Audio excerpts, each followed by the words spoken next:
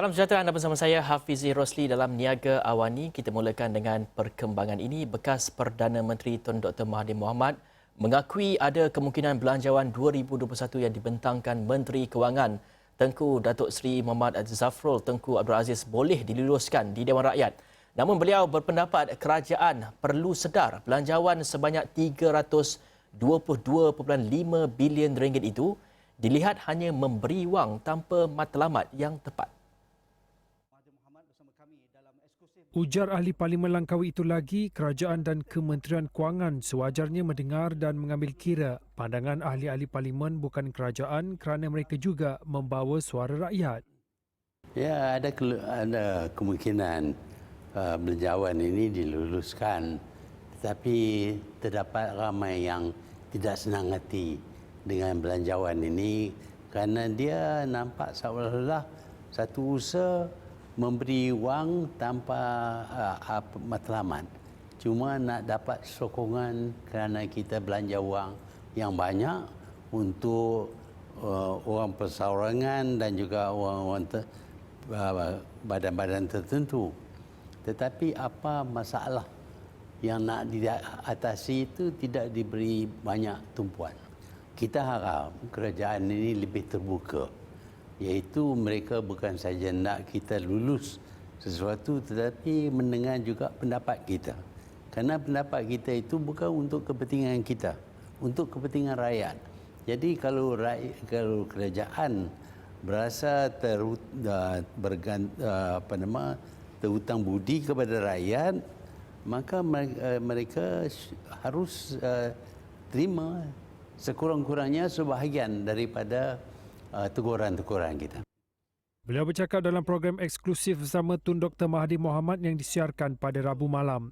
Sewaktu membahaskan rang Undang-Undang Pembekalan Belanjawan 2021 pada 12 November lepas, pengerusi interim Parti Pejuang Tanah Air itu berkata pihaknya hanya akan membuat keputusan untuk menyokong atau menolak Belanjawan 2021 berdasarkan langkah seterusnya oleh kerajaan. Beliau juga berharap agar kerajaan dapat mempertimbangkan cadangan yang telah diberikan dan sokongan mereka bergantung kepada tahap penerimaan kerajaan terhadap cadangan itu. Mengulas lanjut dalam program yang dihoskan oleh editor kanan Esro Awani Nazri Kahar itu, Dr. Mahathir berkata penting untuk kerajaan melihat semula butiran belanjawan yang dibentangkan itu. Dan dalam pada itu, Dr. Mahathir berpandangan sekarang bukan masa yang sesuai untuk mengadakan pilihan raya. Dr. Mahathir menasihatkan kerajaan dan semua pihak bersabar dahulu sementara menanti vaksin yang benar-benar berkesan untuk rakyat. Ya, kita sudah lihat apa berlaku di Sabah bila diadakan pilihan raya negeri. Dulu sebelum ada pilihan raya itu, kes baru yang terlibat di Malaysia ini sudah turun sehingga angka 1 saja. Tapi apabila kita pergi ke Sabah, kita ada perjumpaan, kempen, macam-macam lagi yang kita lakukan, angka 1 itu sudah meningkat kepada 1,200. Ini menunjuk bahawa mengadakan pilihan raya adalah satu perkara yang amat berbahaya waktu ini. Sebab itu kita perlu tunggu sekejap supaya kita dapat umpamanya vaksin yang berkesan, yang baik, dan kita dapat kurangkan jangkitan ini. Dan kita ambil berat tentang nyawa manusia. Janganlah kita utama politik sehingga tak peduli sama ada orang akan terbunuh ataupun tidak. Dalam pada itu, Dr. Mahathir mendedahkan beliau pernah diberitahu Tengku Razali Tengku Hamzah bahawa ahli Parlimen Gua Musang itu boleh mencari bilangan ahli parlimen yang mencukupi untuk menukar kerajaan persekutuan. Bagaimanapun jelasnya apa yang berlaku adalah sebaliknya dan ketika ini putera dari kerabat diraja Kelantan itu dilihat sedang berusaha untuk meyakinkan rakyat bahawa Kerajaan Perikatan Nasional Pimpinan Tan Sri Muhyiddin Yassin tidak mempunyai legitimasi. Dia adalah di sebelah kerajaan.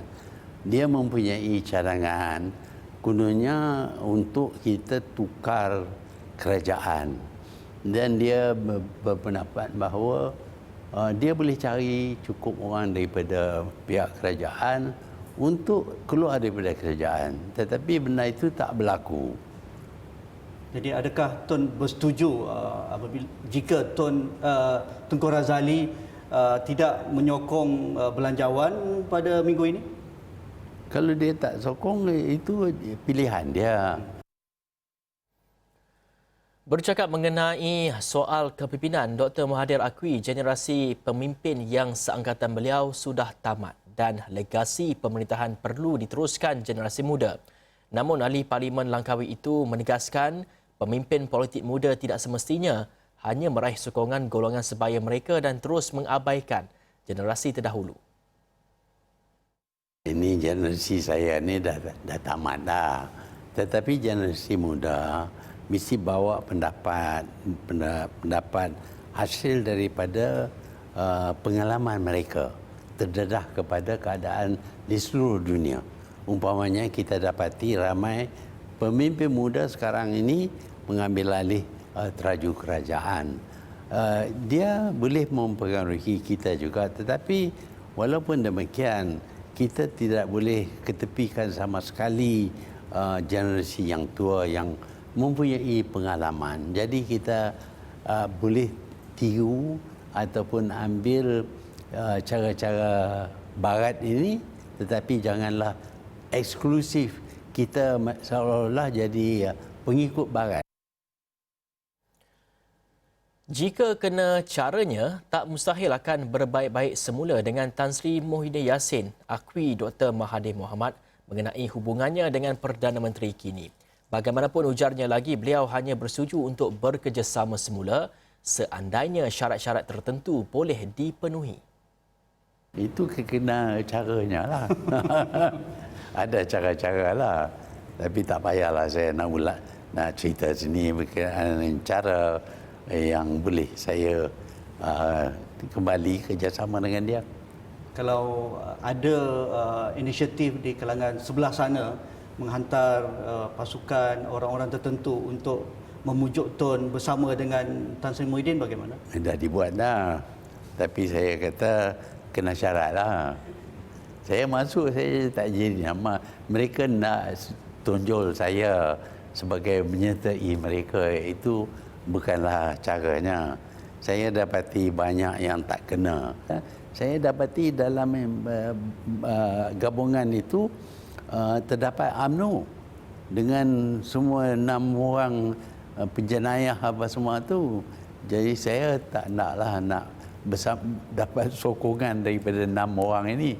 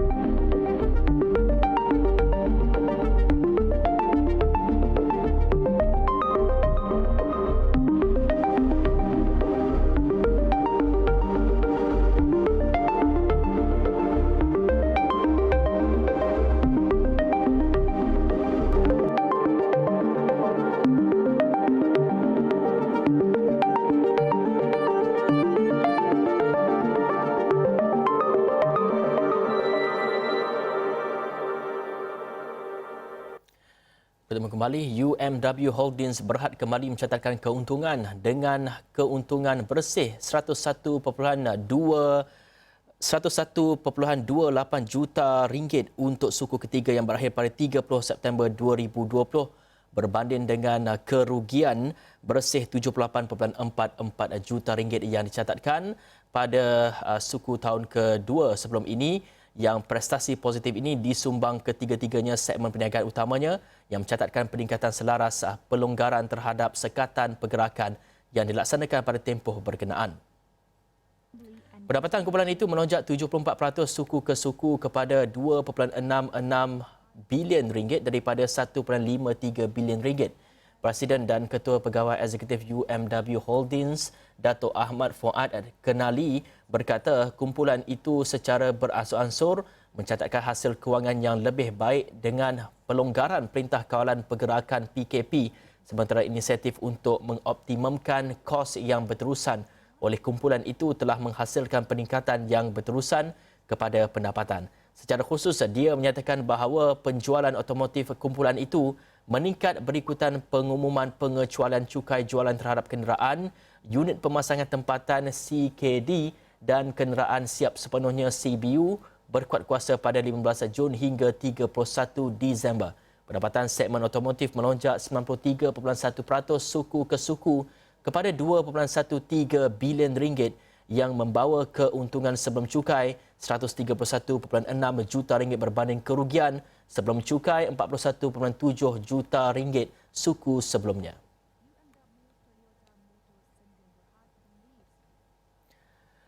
Harga sarung tangan getah Top Glove dijangka meningkat akibat gangguan bekalan di peringkat kilang susulan pandemik COVID-19. Syarikat pengeluar sarung tangan getah terbesar dunia itu menjangkakan penangguhan penghantaran produk selama 2 hingga 4 minggu sekaligus memberi impak kepada ramalan jualan tahunan sebanyak 3% pada tahun 2021. Bagaimanapun menurut pengarah urusan Lee Kim Neo, perkara itu tidak memberi impak kepada pemesanan produk setakat ini. Of course, there is some shortage. Top Glove being a big supplier in the world, so the supply definitely affected somehow lah. So as you know, in business, in the economy sense, when the supply short, demand much more than supply, the price will go up a little bit lah. Can be more depend on the supply and demand situation. So the average price will go up. Not there is a possibility lah. The price will go up. Sementara itu, pengerusi Top Glove Tan Sri Lim Wee Chai menjangkakan permintaan terhadap sarung tangan bagi tujuan pemeriksaan akan meningkat 2 kali ganda apabila vaksin COVID-19 dapat disediakan menjelang akhir tahun ini. Of course, this vaccine, as you know, they also need to use the glove to do the injection of vaccine. So you have 7 billion vaccine to do. You also need 7 billion pairs of glove to do. And they need to do 2 times vaccine. So they need 14 billion pieces of examination glove. Beliau berkata demikian dalam sidang media mengenai perkembangan COVID-19 pada Rabu. Top Glove dianggarkan menghasilkan 90 bilion sarung tangan setahun dan mengeksport kepada 195 buah negara. Pengurusan Top Glove Corporation Berhad dalam pada itu memaklumkan sudah melabur lebih 20 juta ringgit untuk memastikan taraf penginapan pekerja mereka berada pada tahap terbaik.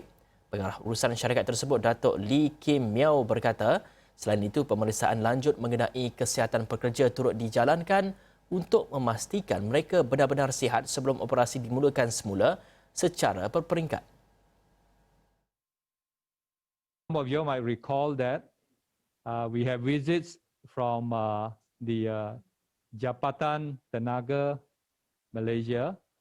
Tenaga, we have the labor ministries, we have the health ministry that visited us, and they have also visited our hostels, the places that we moved to, and they have concurred that we have done the steps necessary to ensure that we comply with Acta 446 of the Workers' Minimum Standards of Housing and Amenities. Sebelum ini, sebanyak 28 kilang Top Glove di daerah Klang telah diarahkan ditutup secara berperingkat susulan peningkatan kes jangkitan COVID-19 membabitkan pekerjanya. Menteri Kanan Pertahanan Datuk Seri Ismail Sabri Yaakob berkata, penutupan itu akan diselaraskan oleh Jawatankuasa Kerja Keselamatan Negeri Selangor bersama pihak pengurusan Top Glove. Terbaru, Ismail Sabri memaklumkan satu pasukan khas diwujudkan bagi menyelaras gerak kerja melibatkan proses saringan, kuarantin dan penutupan kilang Top Glove. Pasukan itu melibatkan Majlis Keselamatan Negeri Selangor, Jabatan Kesihatan Negeri Selangor, Pejabat Daerah Klang, Majlis Perbandaran Klang dan Ibu Pejabat Polis Daerah Klang. Perkembangan COVID-19, jumlah kumulatif kes positif global COVID-19 kini mencecah 60 juta. Ini berikutan lebih 610,000 kes baru direkodkan dalam tempoh 24 jam lepas. Data terbaru Johns Hopkins University menunjukkan Amerika Syarikat terus kekal sebagai negara paling teruk terjejas dengan lebih 12.7 juta kes. Ini diikuti India dengan lebih 9.22 juta kes, manakala Brazil merekodkan lebih 6.11 juta kes. Negara yang melepasi angka 2 juta kes adalah Perancis dan Rusia. Manakala Sepanyol, United Kingdom, Itali, Argentina, Colombia dan Mexico catat lebih 1 juta kes. Jerman, Peru, Poland, Iran, Afrika Selatan, Ukraine, Belgium, Chile, Iraq, Indonesia dan Belanda termasuk dalam negara yang merekodkan lebih 0.5 juta kes. Negara dalam lingkungan angka 300,000 hingga 500,000 kes jangkitan COVID-19 adalah Turki, Bangladesh, Romania, Filipina, Pakistan, Arab Saudi, Kanada, Maghribi, Israel dan Switzerland. Sementara itu, sebanyak 31 negara merekodkan angka positif dalam lingkungan 100 hingga 300,000 kes. Kebanyakan negara lain merekodkan angka positif di bawah 100,000. Sementara itu, statistik Johns Hopkins University menunjukkan jumlah kumulatif kematian global akibat COVID-19 melepasi 1.41 juta kes. Amerika Syarikat kekal merekodkan jumlah kematian tertinggi dengan lebih 261,000 kes, diikuti Brazil dengan lebih 170,000 kes. India dan Mexico pula masing-masing merekodkan lebih 134,000 dan 102,000 kes kematian. Kematian di United Kingdom pula melebihi 56,000 kes. Manakala di Itali, lebih 52,000 kes kematian dicatatkan. Angka kematian di Perancis pula melepasi 50,000 kes. Negara yang melepasi angka 40,000 kes kematian adalah Iran dan Sepanyol. Argentina, Rusia, Peru dan Colombia pula merekodkan angka korban melebihi 30,000 kes. Manakala Afrika Selatan mencatatkan lebih 21,000 kes kematian. Lain-lain negara masih merekodkan angka korban bawah 20,000 kes. China berharap hubungan dengan Amerika Syarikat beralih kepada bukan konflik serta konfrontasi. Sebaliknya, ia perlu memasuki fasa saling menghormati dan kerjasama menang-menang. Mesej itu disampaikan Presiden China Xi Jinping ketika mengucapkan tahniah kepada Presiden baru Amerika Syarikat Joe Biden. Kata Jinping, kedua-dua negara perlu promosi pertumbuhan hubungan yang stabil. Ini kerana ia akan menjadi asas kepada kepentingan rakyat di kedua-dua negara serta memenuhi jangkaan komuniti antarabangsa. Jinping juga mengajak Biden bekerjasama dengan negara lain serta komuniti antarabangsa bagi mempromosi keamanan dunia.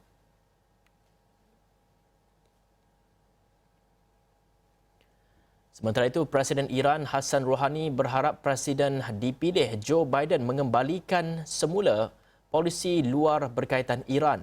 Kata Rouhani, banyak masalah boleh diselesaikan sekiranya polisi luar itu dikembalikan. امیدواریم دولت آینده آمریکا در اولین قدمهاش سیاست‌های ترامپ رو نسبت به ایران با صراحت محکوم کنه. اگر یه همچون اراده‌ای در حاکمان آینده آمریکا وجود داشته باشه، به نظر من حل مسئله بسیار آسانه. ایران و آمریکا هر دو میتونن تصمیم بگیرن و اعلام کنند که برمیگردند به شرایط 20 ژانویه 2017. هم ما برمیگردیم به شرایط 20 ژانویه 2017، هم آمریکا برگرده به شرایط 20 ژانویه 2017. Hubungan Iran dan Amerika tegang di bawah pentadbiran Presiden Donald Trump. Trump juga umum Amerika tarik diri daripada perjanjian nuklear 2018. Beliau kemudian kenakan sekatan tanpa henti yang menyebabkan kelumpuhan ekonomi Tehran. Presiden Iran sebelum ini beri bayangan sedia kembali ke meja rundingan. Presiden Donald Trump belum mahu akur kalah dalam pilihan raya. Beliau sebaliknya mengarahkan satu acara dianjurkan di Pennsylvania di Gettysburg bagi mengumumkan kemenangannya sebagai Presiden penggal baru. Bagaimanapun, Trump tidak hadir ke acara itu setelah salah seorang ahli perundangannya positif COVID-19. Trump kemudian hanya mewakili dirinya melalui panggilan telefon kepada penyokongnya. So it's a very sad thing for our country to have this, and they have to turn over the results. It would be easy for me to say, oh, let's worry about 4 years from now. No, this election was lost by the Democrats. They cheated. It was a fraudulent election. They flooded the market. They defrauded everybody on ballots. And I just want to thank everybody for being there. Keengganan Trump mengaku kalah ini berlaku ketika proses peralihan secara rasmi telah dimulakan. Pegawai Pilihan Raya Negeri dan pemerhati antarabangsa menegaskan bahawa tidak ada bukti penipuan pengundian berlaku. Pasukan perundangan Trump bagaimanapun kekal meneruskan saman di mahkamah. Baik, sekian Niaga Awani, saya Hafiz Rosli. Assalamualaikum dan salam hormat.